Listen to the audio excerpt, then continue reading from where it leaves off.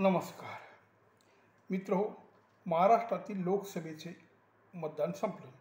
तर आता आपण बघूया शेवटचा अंदाज, कोण किती जागा जिंकतं ते. यात वेगवेगळे सर्वे, लोकांनी काढलेले अनुमान, पत्रकारांनी वर्तवलेले अंदाज बघितले तर, आणि माझा व्यक्तिगत अंदाज किंवा विचार असा आहे की महाराष्ट्रातील 48 जागांपैकी युती म्हणजे भाजप युतीला 37 जागा मिळतील व आघाडी म्हणजे काँग्रेस आघाडीला 11 जागा मिळतील. यात काँग्रेस 2, शरद पवार गट 1, ठाकरे यांना 6 जागा मिळतील. यात प्रथम जर विचार केला तर विदर्भातल्या 10 जागांपैकी BJP युतीला 7, काँग्रेस आघाडीला 3. पश्चिम महाराष्ट्रात 10 जागा आहेत. यात BJP युतीला 6 आणि काँग्रेस आघाडीला 4.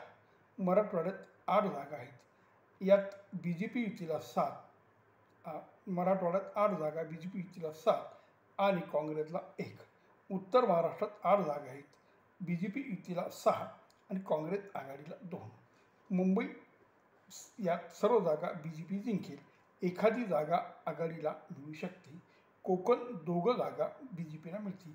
महाराष्ट्रातील स्टार जागा, यात बारामतीमध्ये सुळे पराजित होतील, अमरावतीमध्ये राणा विजय होतील, रत्नागिरीमध्ये राणे विजय होतील, कोल्हापूरमध्ये शाहू महाराज विजय होतील, दानवे व मुनगंटीवार हे 2 BJPचे दिग्गज उमेदवार विजयी होतील.